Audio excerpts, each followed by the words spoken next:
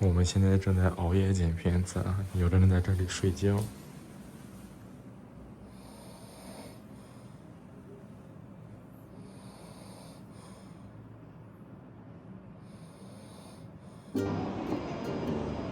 Hello， 大家好，欢迎来到离线玩家阿烂的频道。我们今天视频的主题是 OPPO Find X8 Ultra， 以及我手中的这台小米15 Ultra 真正的旗舰。我这台 OPPO 是6000英的电池，2K 的屏幕，而且屏幕是直的。我这台小米是6000的电池，2K 的屏幕，屏幕是曲的，但是凸起是不是？但是凸起比它大，说明我们的影像非常的牛啊。凸起那就影像牛嘛。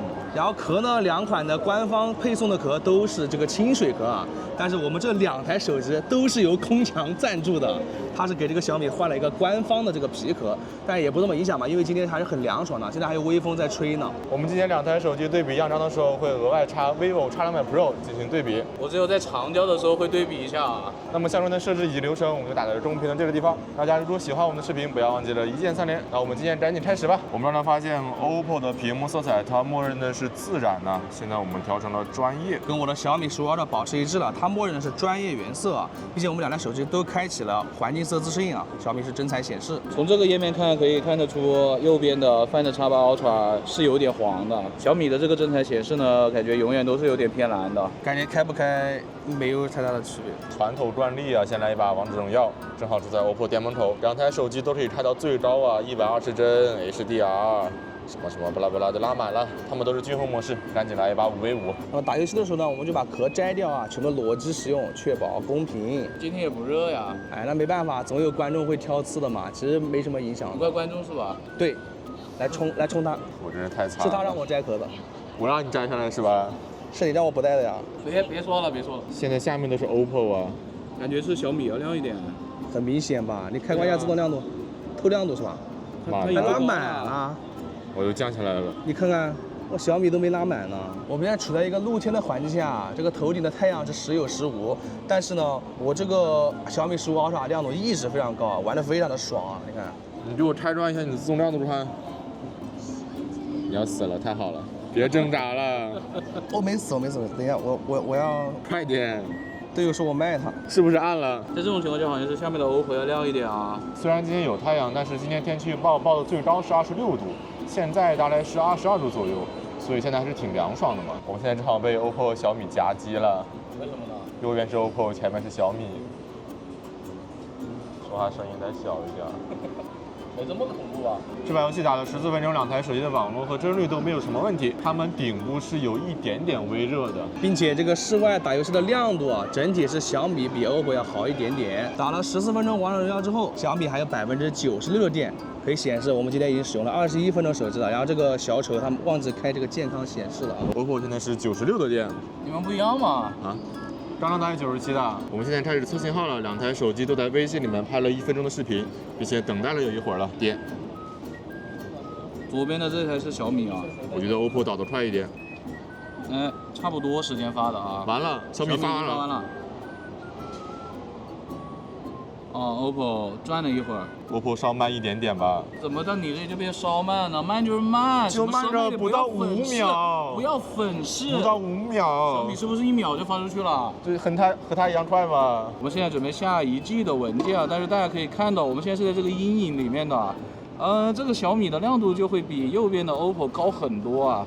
就是我感觉小米15 Ultra 的自动亮度有点不太灵敏啊，它受到强光刺激之后呢，后面会有一段时间降不下来。但是它的亮度还蛮激进的啊。对，反正我用的蛮爽的，我挺喜欢的。3、2、1点。好，我们来看一下这两台手机的速度啊，都是他们默认的浏览器。小米要快一点，小米有8点几兆，OPPO 就稳定在个5、6兆吧。为什么小米没有广告啊？这么厉害啊？什么意思？打破了我的刻板印象。什么意思？小米为什么一定要有广告？就小米浏览器的广告比较随机，好吧？可能上午没有，下午就有了。两台手机都是联通的5G 啊，套餐都是一样的。可是我想说的是，这两台手机在现在这个网络的情况下，都不是特别的好啊。中午下班了吧，人就比较多了。非要给自己找点理由是吧？你也不好呀。比你好就行了。今天是我们俩的 battle。跟其他人无关，好吧？我只要赢了你就行了。赢了你，输了世界又如何，是吧？不要玩这种尬的，好不好？我怎么感觉小米这个手机还小一圈呢？啊，小米下完了，OPPO 下了不到800兆啊。现在我们两台手机都是电信卡打电话，联通卡上网。刷一下抖音呢，我单手操作。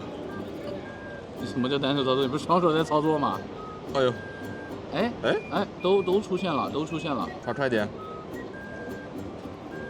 啊，都会在某一个地方加载，几乎没有什么区别啊。现在两台手机都是联通卡打电话，电信卡上网。我刷。可把你爽死了呢！啊，这抖音让你猛猛刷。怎么这么统一呀？对，差不多吧，就到那个底下会加载，这很正常了。我很好奇你能不能就是一边刷一边点赞啊？哎，展示一下，感觉够呛。丝滑。好熟练啊！我熟练，我的天！以后你的才艺展示就这个了啊！哎，怎么横屏了？好，到此结束。那么接下来我们就使用高德地图步行导航吧，去往中午吃饭的地方。来这汉堡看看有没有合适的。是你在给自己看吧？你真的是。我需要吗？我不需要啊。我不需要，他应该看那个蓝色的那个卡片啊，不应该看红色的。小米15 Ultra 这个陀螺仪失灵的 bug 还没有修复啊！你看，我明明是这样往前走，对吧？我的箭头应该是指向这个路的，他给我指的反方向啊！你看 OPPO 是对的呀。不是让你再拆装一下什么指南针还是什么东西吗？你拆一下试试。你看现在指南针没问题吧？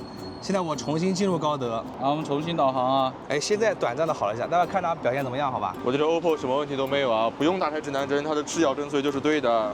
这不才是旗舰机的表现吗？打开一下指南针很难吗？啊，校准一下很难吗？校准之后又不是不能用。那为什么别人不用呢？我们小米比较特立独行。我们在阳光底下刷一下这个美团啊，现在感觉 OPPO 的亮度是要稍微高一点点啊。快速刷，看他们会不会有加载的问题啊？啊，两台手机都没有出现那种大面积的白色加载啊。这个亮度其实差不太多，在今天这个太阳下面，其实有一点点看着不是很爽啊。开关一下，哎，小米都拉满了啊。OPPO 没有拉满，OPPO 没有拉满，哇！啊，这一下就 OPPO 亮多了，遥遥领先。你把它再自动吧。不是，这小米的自动是不是真的有问题啊？我感觉我前后没有变化，但是它现在显示在这里。我们在太阳下刷了5分钟美团，我发现这个小米15 Ultra 已经缩针了，反正肯定不是120。我去，今天有这么热吗？是不是你这壳不散热啊？把壳摘了吧。把壳摘了看，我们都把壳摘了。我现在感觉 OPPO 的亮度也比之前稍微暗了一点，但好像还是比这个小米好吧？确实。你们看一下这个小米的亮度条啊，看到这个动画没有？会不会闪一下？什么意思呢？哎，现在我恢复120了。啊，可能是你那个壳确实对散热有一点影响吧。那我们就不带壳了，走吧。对，那下午等到没什么太阳的时候，室内的时候我们再带壳啊。这个室外太阳大的时候我们就不带壳了。我们现在就在大太阳下走了一会儿 ，OPPO 这是不是又暗了呀？是的，是的。OPPO 手动拉满之后，好像比小米亮一点点吧。导航现在是让我们直行啊，我们不小心走错路了，我们左转，看他们路线规划怎么样。我们在左转的路上走了大概10-20米啊，两台手机的定位才发生变化。有一点点慢啊，那我们继续走，看它会不会给我们规划新的路线。小米在校准了指南针之后，我们已经导航了19分钟了，期间呢，它的这个方向指向都是没有问题的。OPPO 一直是对的呀。我们在刚刚重新规划路线之后，又走了50-60米，现在 OPPO 又重新规划路线了。小米没有任何变化，那我继续往前走。真的每次都是它慢一点。差的也不多，好吧，别叫。现在导航是让我们右转啊，我们又不小心走错了，我们选择直行。我们过了马路，走了有20米，两台手机都规划路线，但是路线不一样啊。小米是识别到我在内侧，它给我规划了一条向外在直行的路线。它把你定位识别到了学校里面了呀。对呀。大家看一下啊。它觉得我比较年轻，还在上小学，你知道吧？啊，你先走开。OPPO 也重新规划了，慢小米一点点，但它是让我回头走啊。那我们还都是继续往前走吧。现在 OPPO 又重新规划路线了，是让我们直行右转。就跟我们正常的路是一样的了。小米走过那节之后就没变化了呀。就它虽然给我定位定的是里面，但其实在这一节的时候，它已经识别到我的定位出错了，它给我定位定的是在外侧，是对的啊。我们刚刚又过了一个路口，现在两台手机的实时位置都是对的。我们在马路的右侧，导航规划的路线是在左侧。刚刚在上一节啊，两台手机的定位都是准确的，并且走完了还准的，过了马路还是准的，这个表现已经相当好了啊。这样子的话，期间两台手机表现也是差不多的啊，勉强够用吧。左边这台是小米15 Ultra， 它是没有小横条的啊，我们把它关了。那你们就还是调理一下吧。位置正确有啥好调理的呀？难道它还能？哇，牛逼！哇，是啊，哇 ，OPPO 规划了 ，OPPO 规划了，你看这调理还是有用啊。 OPPO 刚刚短暂的到了马路对面，我一上台阶现在就到这里了，而且还重新规划了路线，强。抢！我看你他妈开了，你在往这个显得我很蠢啊。那你开啊，你也开啊，那我怎么办啊？你调里面，你怎么办？我调回去了。哦，又回来了。就位置还是对的，但是路线吧，就是不会给我重新规划。那我承认好吧 ，OPPO X8U 的表现在这一节就是替您的存在啊，并且小米往前走了一节之后，它的定位直接错掉了，它到对面去了呀，完蛋了，瞧你失败。废物，还得是我们 OPPO 好啊，看没看见？什么叫遥遥领先？它可以跟三星 S25 Ultra 台版坐一桌了啊！我们算上第一段差不多2分钟的高德地图导航，我们一共步行了差不多能有45分钟。整个导航路程中呢，我觉得是 OPPO 的表现稍好的，尤其是最后的半段，它主动重新规划了路线呢，在我们调理的那个位置。小米的表现就中规中矩吧，好吧。打不过这个G0的 OPPO，现在 OPPO 还剩77%的电，小米还剩78%，反超了。我现在还小100毫安时呢。现在是中午的1.06，我们今天已经使用了1小时27分钟的手机了。而且在这个过程中，其实小米的亮度是会比 OPPO 稍微高一点点的啊。赢麻了，你这电池大没用啊。但是高的也不是很多，你不要高一点也是高。那么接下来我们就去厕所测一下信号。不是说吃饭吗？导航之前你们吃啊，我不吃。今天人好少了，而且还没有什么异味。而且还没有什么噪音，哎，很舒服。你要不要住这？他住的人什么意思？隔壁来人了，我得做好万全的准备措施。现在2台手机都是4G，联通打电话3、2、1点。左边是小米，右边是 OPPO。OPPO 有小问题啊，都通了 ，OK。我们在微信里面发一个表情啊，之前呢左边的小米15 Ultra 是在这个厕所里面信号最好的。我们接下来看一下 OPPO 怎么样啊？来，3、2、1点。也是都很快发出去了。我们已经进微博了啊，是 OPPO 先刷出来东西哦。小米现在才刚刚刷出来啊，小米先出图片了 ，OK， 反超了。我们还是同一条推文，再重新刷新一下吧。来，3、2、1走。OPPO 还是厉害一点，哇！再来一次，来，3、2、1走。还是 OPPO 快一点。厕所的新王。对你用的是 OPPO 啊。抖音点。OPPO 先出来东西了，哇！OPPO 好厉害，好厉害啊！这个联通。我们这个 OPPO 还不是那个顶配呢，据说顶配才有那个什么信号增强的那个。小米提示网络不稳定了。这一次小米翻了呀，你看 OPPO 又小米没了。给大家看一下这个小米的联通卡，现在没有了。现在我们2台手机全都切到了电信卡了，来打个电话。OPPO 已经通了小米稍微慢一点点啊。现在我们发3个表情啊，来，3、2、1走。小米转了一下，其实小米的会差一点的，OPPO 先发出去的，小米也晚一点收到啊。我们又进微博了，来，3、2、1松。还是 OPPO 会快啊。小米会稍慢一点点，但他们表现已经都不错了。而且有一个细节就是，现在2台手机的联通卡都没信号了，大家可以看到吗？我们再进抖音来，3、2、1点。还是 OPPO 先刷出来东西啊，小米要稍慢一点点。可是小米先开始动了，OPPO 也开始动了，然后小米卡住了他们的电信卡的信号都比联通好一点，他们2台的联通现在都是没有信号的啊。我们再点一下评论区吧，3、2、1点。小米快一点，你看 OPPO 现在还没有出来。我们再点一个评论区啊，3、2、1点。还是小米先出来。那么在这个厕所呢，就是联通的信号 ，OPPO 比小米好一点点。电信的话，2台都还行，但是抖音点评论区发现还是小米的信号要好一点点啊，加载的快一点。我们现在已经到中午吃饭的地方了，等饭期间呢，我们就例行开一把金铲铲。这个小米15 Ultra 的最高设置是60加超清加极高啊。什么玩意儿？你都发布1个多月了，像我们 OPPO 一下都得开最高啊，120加至臻啊。那我就稍微迁就一下这个垃圾小米吧。这个确实没得洗啊，确实要批评一下，赶紧适配好不好啊？发布这么久了还没有适配，芯片也是一样的呀。为什么别人这个X8U 上来就能开120加极致啊？是我们小米玩家不配吗？给我好好调啊！你好凶啊！你来给我开啊！我要上厕所去了。我回来不是满血，我哪里失温？他要开小灶去了，双线操作有点累啊。我直接给他挂机吧，要不然。2台手机现在亮度是差不多的啊。我们都开源弱自动亮度了。么回了95滴血？你玩了什么东西啊？我才90滴血呢，玩得明白吗？你就玩。玩不明白呀，感觉这把要没了，哎，这个光真的感觉好像照你秃了。直接被他带走了，高手在这边饮茶。被招手带走了。最近都没怎么打游戏，都在安心于工作。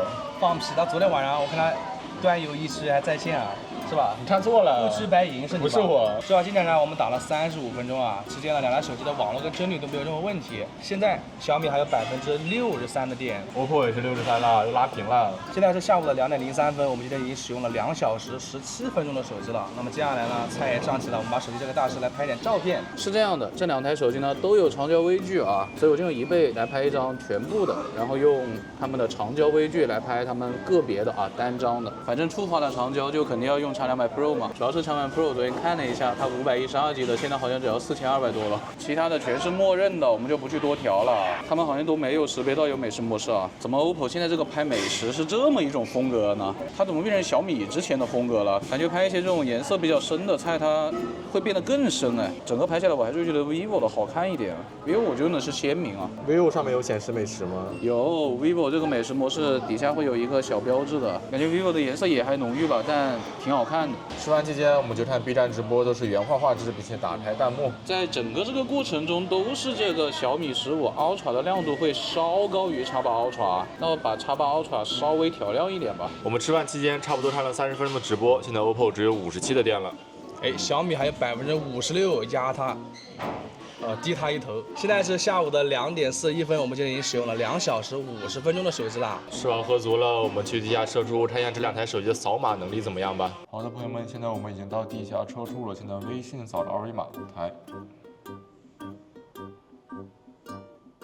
差不多吧，没什么很大区别。现在我们离这个二维码有4、5米了，还是微信3、2、1抬。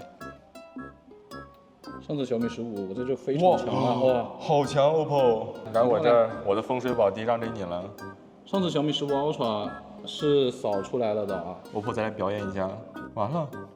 哎，你看 OPPO 还是扫出来了，还是扫出来了。就它放大的很快，我感觉我走一点点就可以了。这次小米怎么拉了？系统更新过了，它现在这个位置是之前 OPPO 的位置要大概往前1米多点吧。但是 OPPO 这个太夸张了吧，它放大的好快啊！而且它2次都扫出来了。对，现在我们来到这个很暗的地方，微信1米，来3、2、1走。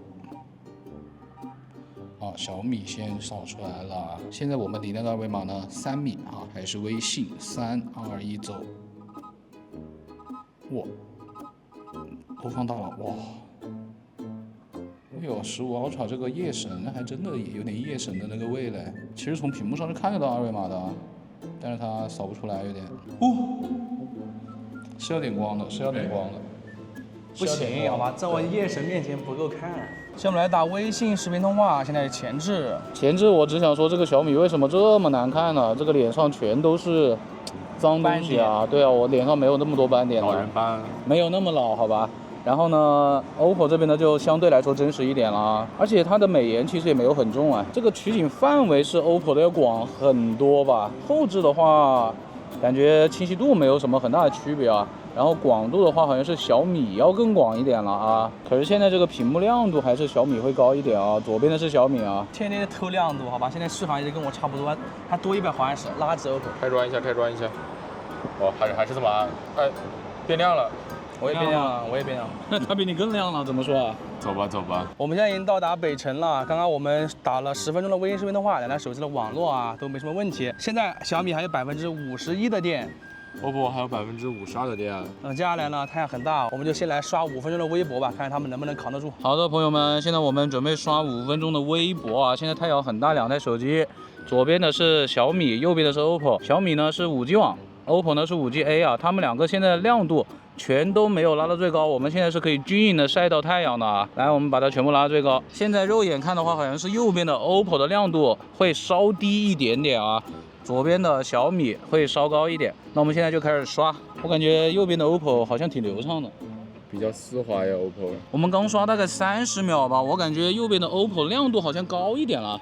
小米降了，，对，小米30秒就降了嘛。 30秒够用了。那么多少秒都够用，更暗了，小米是不是？，对，小米现在刷了不到1分钟，大概40-50秒。你看小米现在降了很多了，这个亮度它已经有一点点看不清了。但是 OPPO 这边还是比较坚挺的啊。可是我觉得 OPPO 可能会锁帧哎，按照我们之前的经验来看的话，我觉得还是亮一点比较好。小米的网络也变成5G 了哦。大概刷了2分半钟，右边的 OPPO 60帧了，60帧了。小米呢，虽然暗，但还是120帧啊。挺好的，亮一点好，好，我喜欢这个策略，我觉得又亮还不锁帧才是最好的吧。那确实。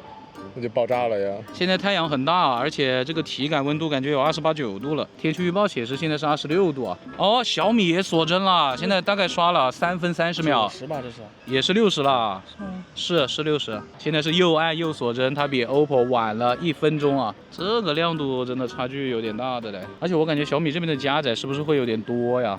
有点慢。好的，我们现在已经刷了5分钟的微博了，最后的亮度呢是 OPPO 一直领先啊，它会比左边的小米呢要亮很多，但是呢小米呢是比它晚了1分钟才锁60帧的啊。我们现在来看一下两台手机的亮度啊，刷5分钟啊都是拉满的，那就没法拉了呀。我们摸一下，哇，这个是 OPPO 这个边框，哇好烫啊，这个边框那么夸张吗？这 OPPO 边框真的好烫，好烫。我再摸一下，小米的应该好一点。刚刚晒的是前面，哇挺烫的哦，就不能握太久，握太久是确实。小米边框应该好一点。小米的温度是要稍微低一点的啊。你看顶，它的边框是没有很烫的啊，顶部也还好，我感觉是没有 OPPO 烫的。你感受一下， OPPO 顶部和边框都会烫一点，但是因为它那么亮嘛，它烫也可以吧。手动散热，又需要那个散热背夹的厂商，这个时候就可以非常巧妙的植入散热背夹了啊，把握机会，去年还不怎么成名，没有什么厂商，今年不知道怎么样了。展示广告位。好的，先开始录像啊，4K 60帧。拍我们的优雅小宝，非常的优雅。OPPO 这个 HDR 默认是开的，但是它开起来之后就是打开了杜比世界。但是小米的这个杜比世界呢，默认是不开的。那我们就两台都给它关了啊。4K 60帧，主摄。首先呢，这两台手机我们都是降过温的，但是呢 ，OPPO 的亮度还是要高一点的。我现在慢慢的向它走过去啊，大家感受一下这个防抖以及眩光的情况啊。好，我现在转圈，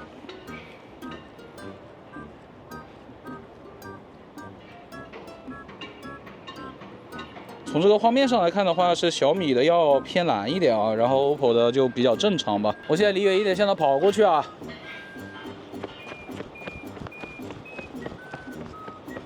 OK， 现在在转圈，跑着转。从取景器上看的话，是 OPPO 要稳一点啊。这一段我们就只拍1分钟了。我接下来呢，向小宝跑过去啊，用他们的3倍的这一颗长焦啊，跑过去。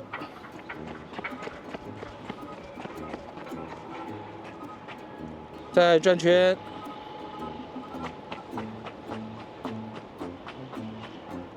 从取景器里面来看的话，小米是要抖很多的。是这样的，我现在只能拿2台手机，我的 X200 Pro 呢，等下就跟他们的6倍或4.3倍的这一颗来比一下，我就单独拍了啊。我现在就慢慢的向小宝走过去啊，用他们的6倍或者4.3倍的这一颗，好，开始了。现在这个取景器里面，小米很明显的是要卡一点的，它是不是4K 60帧啊？我待会儿点了之后看一下啊。好。我现在在慢慢的转圈 ，OPPO 的取景框是很流畅的，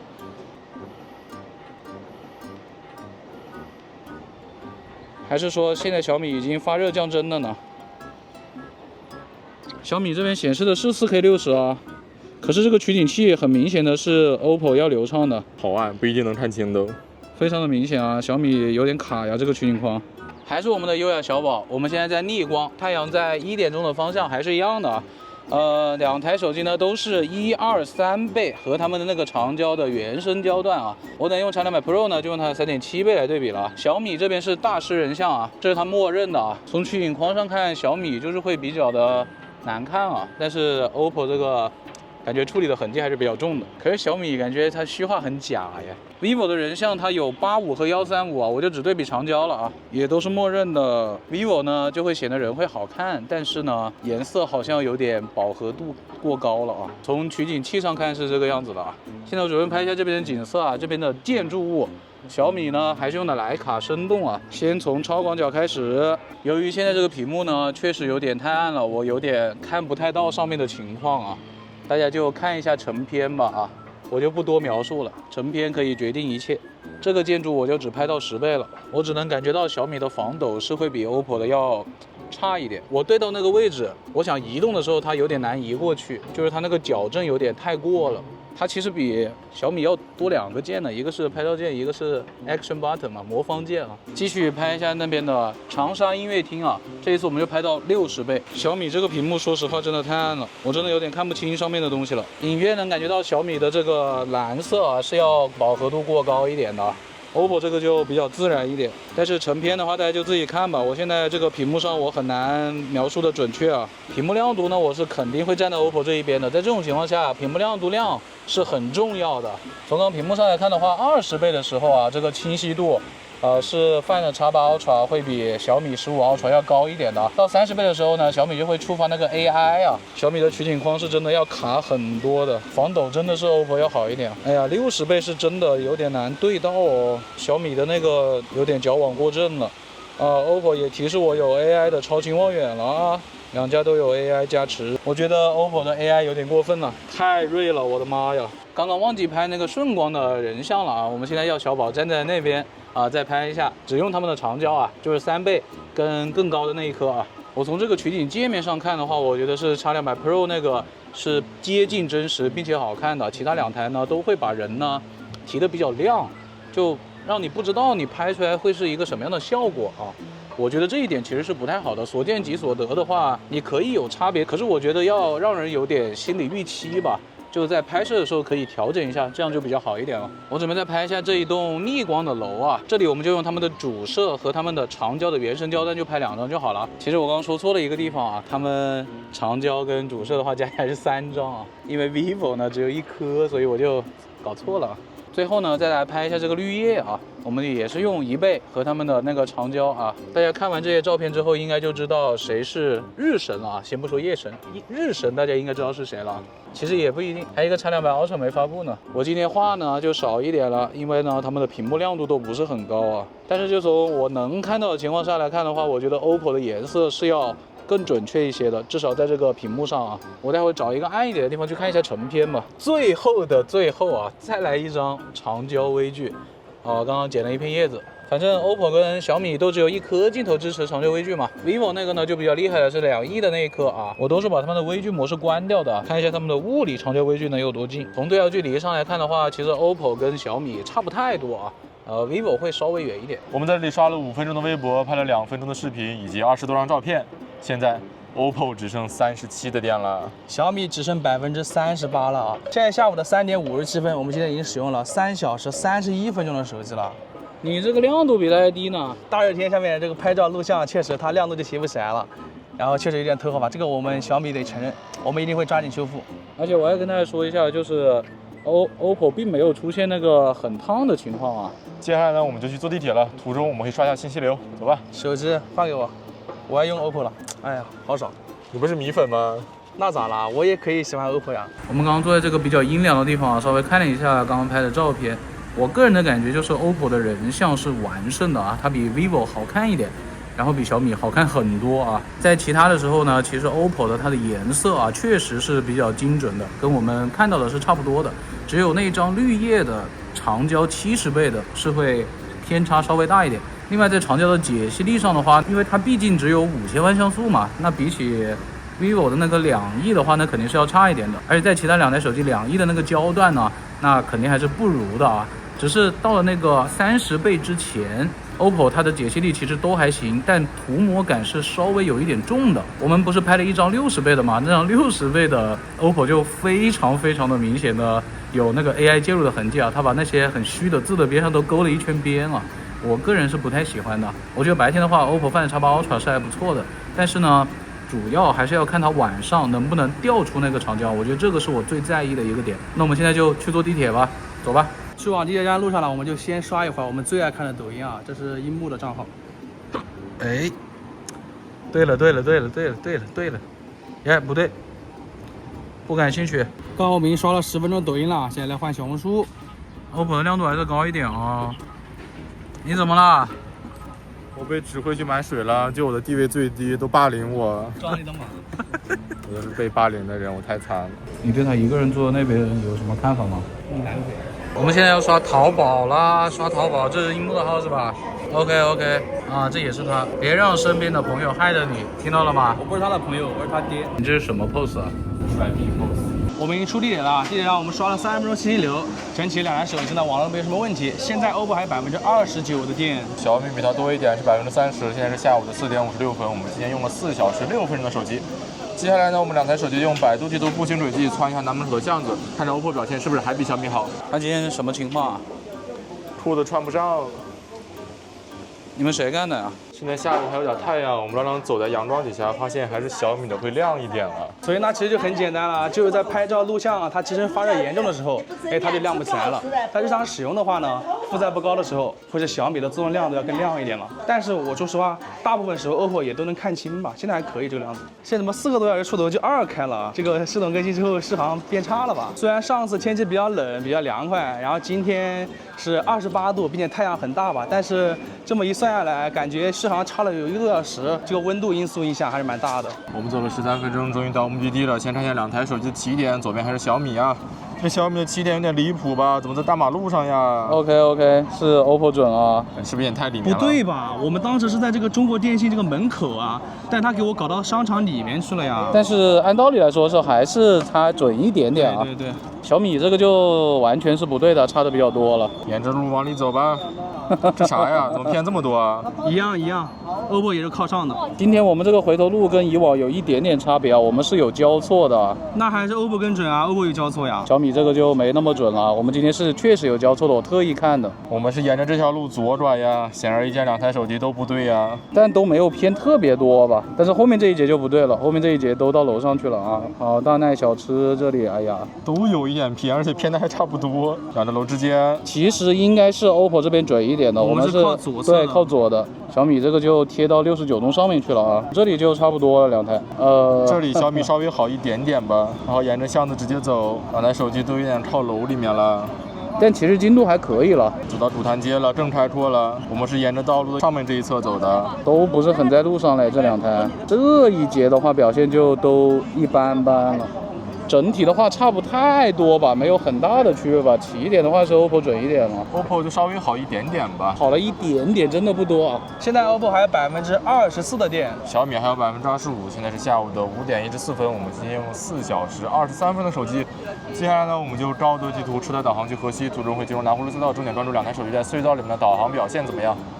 快走，我们要去见我们的 NPC 了，注定刷新了。他今天是我们的。去见我们这位2位手机的失主啊！我们这2台手机不小心在路上捡到的。好的，朋友们，我们已经上车了，两台手机都有3D 车道机导航。我们现在就是在这个右2车道上面，两台手机识别还是挺准确的。我们现在在左转，左边还是小米，看看谁的反应快一点。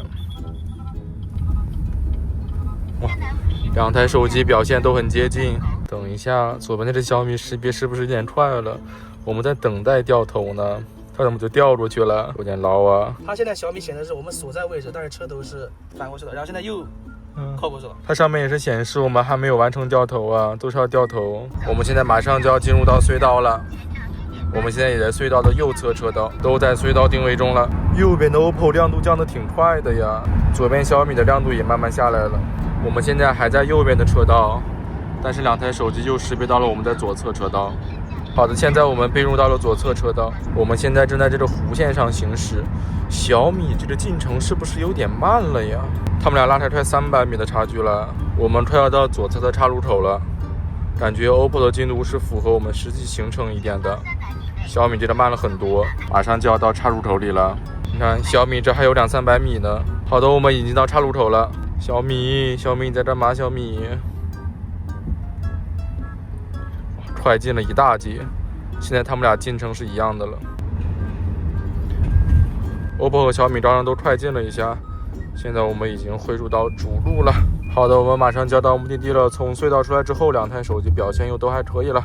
我们导航了10几分钟，终于来到了目的地。整个导航路程中是 OPPO 的表现正好，因为小米在隧道里它的进程不知道为什么就拖后了一截。我们进入到隧道之后，它才快进到跟 OPPO 一样的进程。现在是下午的5点48分，我们今天用了4小时41分的手机，现在小米还剩21%的电。OPPO 还剩20%的电。哎，现在面前正好有辆中抢单车，赶紧用支付宝扫一下它二维码。我们本来想用支付宝扫了中抢单车二维码，但是压根儿下载不出来，因为现在正好是学生下午放学的点儿，全都是大学生，这信号压力太大了。OPPO 已经出来了，什么东西啊？来，试一下，再试一下。我们现在再试一下呀。那 OPPO 出来了啊？你怎么直接出来了？你刚是不是没退掉？扯淡呢！我重新点的扫一扫好不好？自己垃圾就不要找借口。那我是不是重新点的吧？你看，点扫一扫，是不是嘛？就你不行。你再来。啊，你都才出来，是吧？怎么了？哦，那确实是 OPPO 厉害一点。我们本来想提前扫一下这个二维码啊，结果发现这个小米这个网络现在直接禁掉了，根本就进不去。OPPO 没问题啊，而且我可以明显的看到是现在是 OPPO 的亮度更亮啊。哎，你算了吧，我们直接进去吧。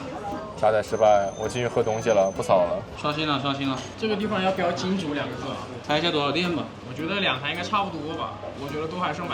它是对的，确实20%左右。那我觉得小米少一点嘛，电池小一点嘛。OPPO 少一点。 OPPO 的亮度会不会高一点？没有啊，日常使用大部分都是小米15 Ultra 更高，然后拍照的时候就机身发热，小米亮度提不起来，就 OPPO 更高。以及刚刚下车不知道为什么小米也很暗，但总体的它们两个亮度是差不多的啊。但是 OPPO 多100毫安时的电池啊。那 OPPO 屏幕厚电一点。何以见得 OPPO 不就是1+13那块屏幕吗？我不懂啊，我不懂，他说的。应该是的吧。我们已经在微信里面录好1分钟的视频了，现在他们两台手机联通卡都是4G 啊。好，那我就来吧，3、2、1，走。啊，它也先开始发了，但是这个亮度差异还是很大的。现在小米就好暗呐、OPPO 就快发完了，小米也发了一点点。OPPO 发的挺快的，有快1兆的速度。OPPO。OPPO 已经发完了，小米也发了一点点，10%。再见了，小米。这里小米反正传统弱势。我们准备下载一个300兆的视频文件啊，是这样的。刚刚我用 OPPO 点这个链接啊，然后 OPPO 一直进不去，然后过了一会儿弹了个提示，显示当前无网络，就完全进不去了。我就开关了飞行模式再进来。但它现在还是亮度比小米高很多啊，21点。好，OPPO 会晚点一点点啊。哎，OPPO，我刚想说 OPPO 没有广告就弹出来了，原来是网不好。小米还没有广告呢。OPPO 稍微快一点点，有吗？进度快一点点。反正这边就是会交替吧，看他们谁先下完吧。我觉得这个中间没有很大的意义了。哎，他们这个真的是一个黄一个蓝。他们俩屏幕用的都是专业，而且开了环境色自适应啊。所以到底这个专业原色谁更专业呢？肯定不是小米了。我觉得一般的人都应该会觉得 OPPO 这个要专业一点，而且 OPPO 这个黄其实也不是很明显的。你要真说的话，一般的6500K 其实就是偏黄的。这两个现在都是200K 了，哎，不分伯仲啊。然后我们又重新开关了一次它们的自动亮度啊，可以看到两台现在的亮度就差不太多了，可能 OPPO 还显得会稍微暗一点点啊。OPPO 现在是5G 网，但是网速不够了呀。小米现在虽然是4G 网，但是也有几百 K。我们直接跳楼等待，等会儿看结果吧。经过漫长的等待，小米终于下完了啊，然后 OPPO 呢下了1/3。哎呦，这个太慢了呀！小米现在下完了之后 ，OPPO 这边也没有变快啊，不等了，绝对不等了。王者荣耀10v10两台手机画质都差点还是最高，还都是均衡模式。直接开始。哎，你没有进入另外一个时空啊。它头像加载还是慢一点。好，它会稍微慢一点点。对，我刚刚听到我们家貂蝉说话，好像是个小学生。你为什么能听得出来别人的年龄啊？就是很稚嫩的感觉。它就不能是娃娃音吗？不能是夹子吗？我家乡。人家在开变声器呢，说不定。其实是你在玩是吧？我们那两台手机都是带壳打的呀。这个小米15 Ultra 打了4分钟，锁90帧了，吓得我赶紧把壳摘了。那现在回来了吗？现在还没有，我再打打看吧。80几帧啊 OPPO 啥问题都没有啊。你这个怎么现在就84了呀？不知道呀。会发烧还是？很烫啊，摸一下。有一点温热。不烫哎，你看我这样子握久了没关系啊。你这差不多呀。对啊，但是我根本就没有锁帧啊，我还120啊。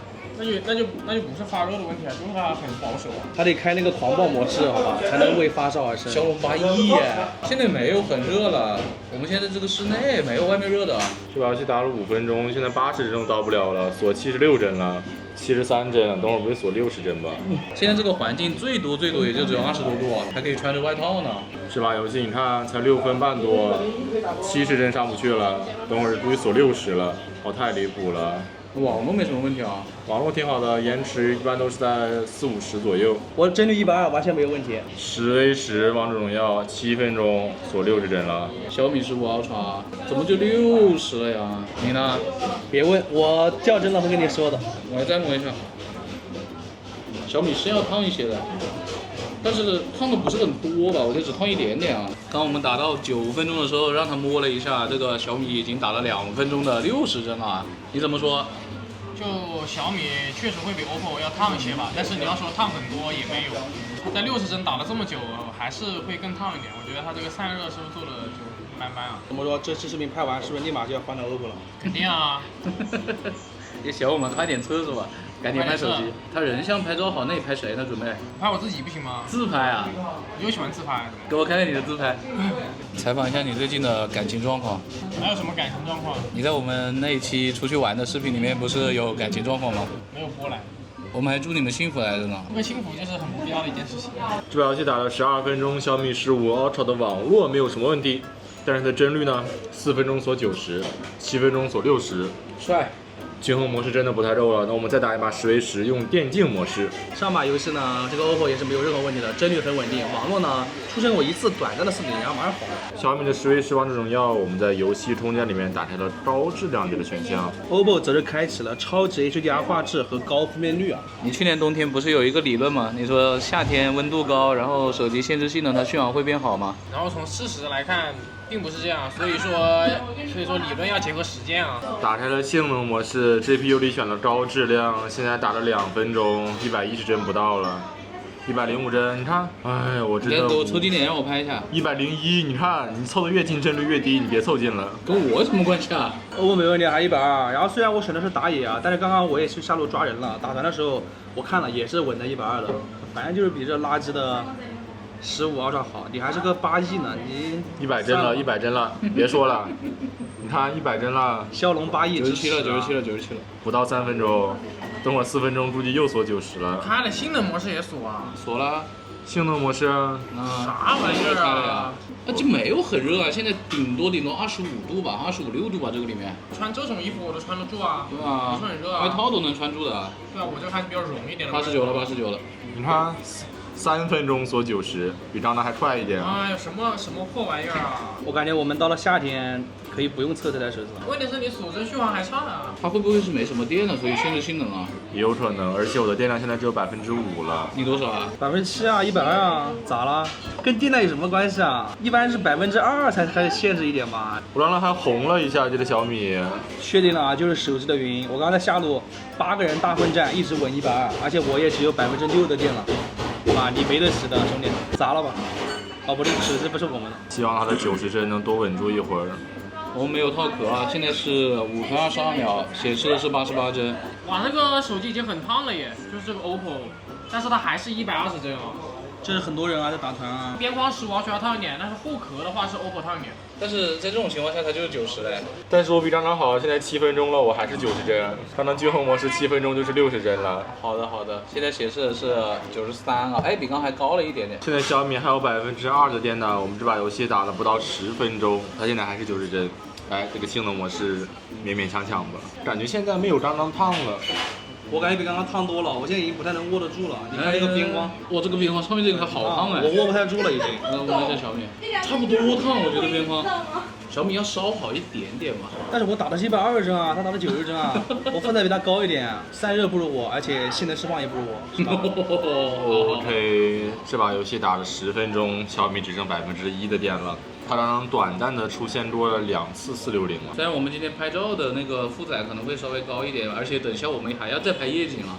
但是王者其实只打了3把的，而且总体的时间也比较短，因为我们2把10v10都很快结束了。solo 一把看谁先关机，好吧？才5小时32分钟。哎呀，干什么呢？欺负人啊！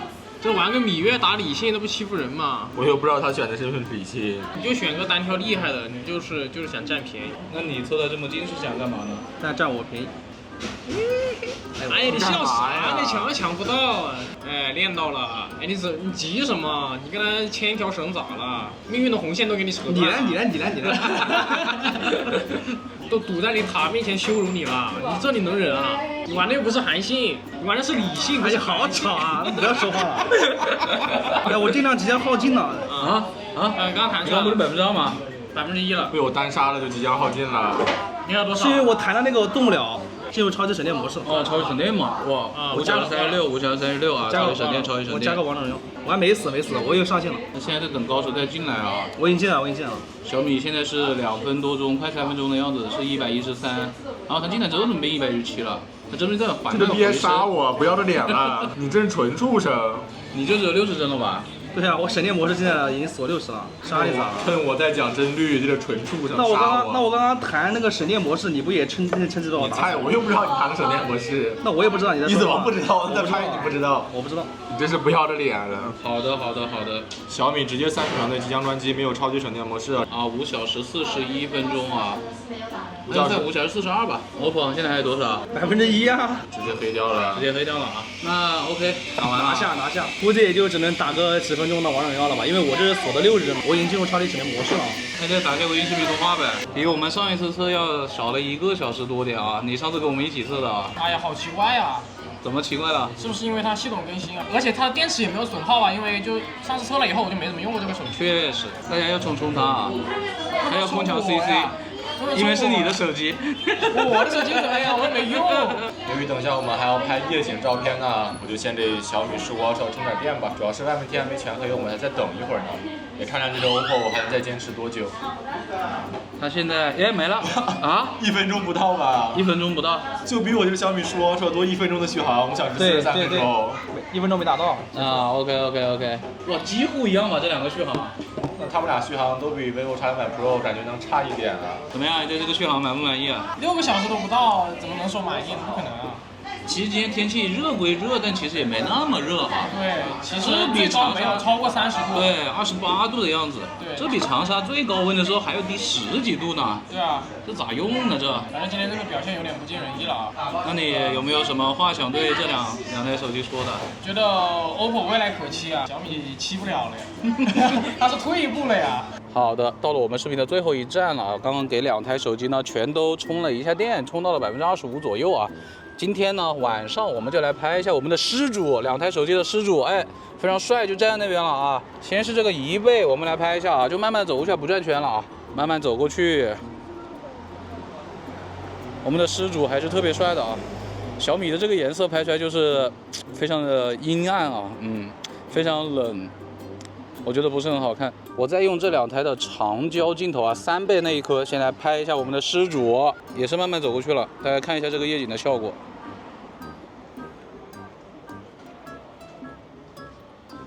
你表情能不能开心一点啊？哎，我觉得 OPPO 还是好看一点的，还是会好看一些的。我用他们最长的镜头来拍一下我们的失主啊，因为我没有办法拿3台手机啊，所以呢 vivo 呢我们就也是用它那个3.7倍，可能画面会有一点点不一样，但光线是差不多的。我感觉小米的画面细节还是挺好的。因为它们焦段会有一些区别嘛，大家感受一下这个效果啊。我觉得 OPPO 在这个夜景的情况下的人的肤色啊，包括那个环境，我觉得是最好看的，可能跟成片有点不太一样啊。我们再拍一下夜景人像，这不是 OPPO 这一次一直宣传的吗？我们就直接用长焦了，3倍和6倍啊，全都是默认的，我不会去动啊。小米的要稍微等待一会儿 ，OPPO 这个拍照体验就比较好一点，而且它确实在这个夜景下是挺好看的啊。大家从这个屏幕上看一下 ，OPPO 呢其实是还原出了它头发上被洒下来这种黄色的光的。但是小米这边就几乎没有了。vivo 的人像在晚上呢，就要等待的时间就比较久了，但是最终出来效果大家就看一下成片啊，因为它跟他们其他2台手机是不同时拍的。拍完人像之后呢，我们再来拍一下夜景的这个照片啊，还是拍远处的那一栋啊。他们的超广角跟1倍我们就不拍了，我们就主要看看他们的长焦啊，在夜晚的表现，全都是默认的啊。小米是徕卡生动，我觉得 OPPO 是准一些的啊。你们现在看现场嘛，是不是有点那种橘黄色的？对的，小米还是那种有点偏冷。其实从取景器上看的话 ，vivo 的颜色也还准呢。那 vivo 的下一张我们就直接点这个7.4倍啊，其实对 vivo 不是特别的友好。这两个手机我们又到这个路边啊，拍一下这个绿化带，因为这个地方没有很多的光了，我就直接用他们的长焦了。OPPO 这个3倍还是可以调出来的，我就拍那个地上吧，它前面是会有一些树叶挡住的。OPPO 显示是有2秒的处理时间啊，哇，小米这个3倍好像是要亮很多，但是它有点对不到焦哎，小米差不多也是要2秒啊，我感觉小米是好像对到了焦 ，vivo 到这个位置是对到了，vivo 处理了好久 ，vivo 处理了快3秒啊。最重要的一个环节就是看这个Find X8 Ultra 它的这颗6倍能不能调出来了？感觉是没有调出来的。看一下光圈 f2.1，它默认情况下是没有调出来的。小米的这个 f2.6 100毫米调出来了，在这种情况下它就调不出来了。焦点在哪里？在这个草中间。因为我怕是它那个对焦距离太远。我们到路边一个绿化带这里啊，这个比我们刚刚那个绿化带要亮一点啊。现在我的镜头是3倍啊，然后我切到6倍，它其实就是推过去的。它镜头是没有变化的。在这种情况下，其实我们人是可以看得到那个上面的叶子的。它没有那么的暗啊，但它的镜头是不切换的，这个6倍，你看还是不切换的。那我现在拍一张，而且我们离那个地方也有大概2米的样子，是不存在对焦距离那个问题的。135 f2.1，同样的情况下吧，给大家看一下这个X200 Pro 啊，它这个3.7倍，你看是直接调出来的。我再切到170毫米啊，很明显是调用的，虽然它要等待吧。看这个照片的信息 ，f2.67。是可以调出来的，同样的位置啊，小米很明显的是已经调出来了，小米大概等待了2秒钟 ，f2.6 100毫米，那就是 OPPO 在这种情况下还是有点调不出来啊。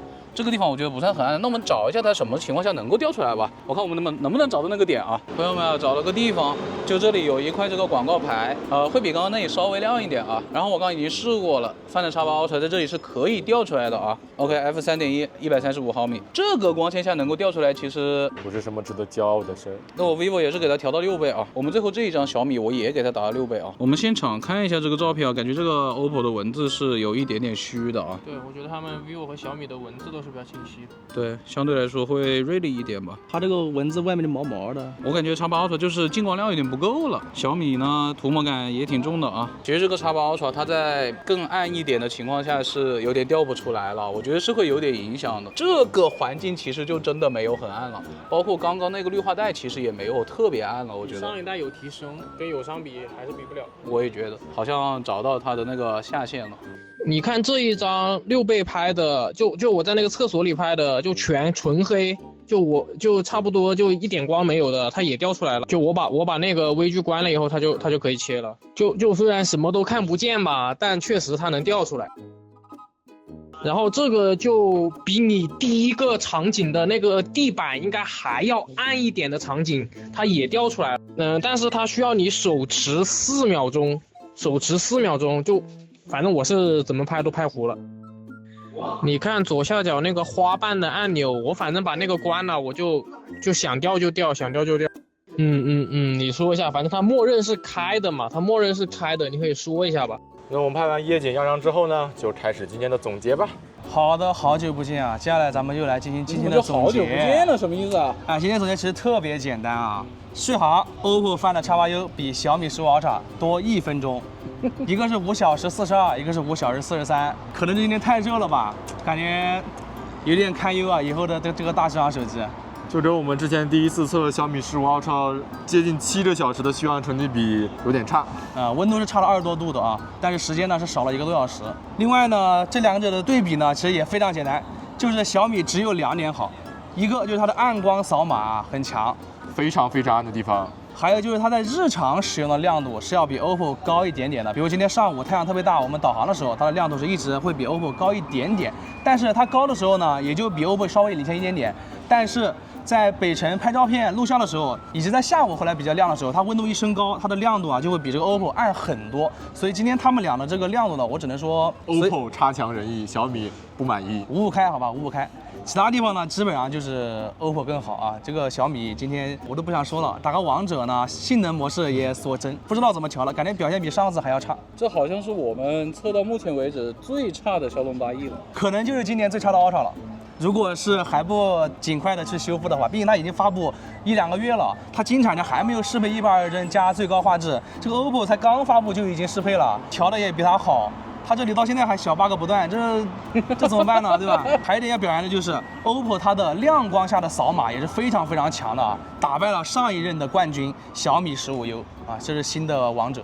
而且 OPPO 在那边信号非常差的厕所啊，它也把小米15给 KO 了。小米15上次表现明明也很不错的。那么关于他们的影像呢，就由大师来进行总结吧。我主要聊一下他们的长焦吧，因为其他的2颗在日常生活当中看不出特别大的差距啊，它们都是有一颗3倍的70毫米。